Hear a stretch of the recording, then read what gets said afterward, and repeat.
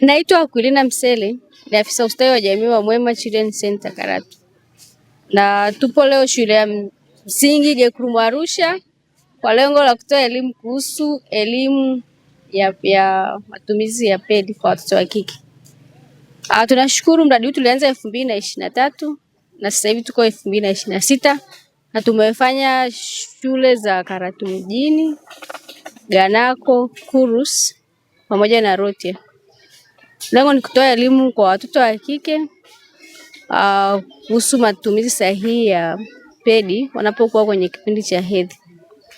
Na kwa upande wa swala mazingira pia tunatunza mazingira kwa sababu wanatumia pedi ambazo zinaweza zikafuliwa zikatumika tena.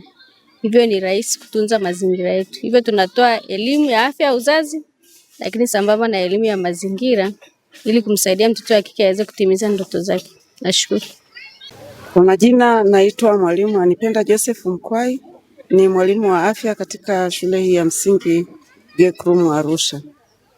Kipekee tunashukuru shirika hili la Mwema kwa kutuletea elimu hii kuhusu matumizi hasa ya taulo za kike kwa watoto wetu wa kike. Kwa hiyo wanafunzi wetu kwa kweli wamefurahia sana,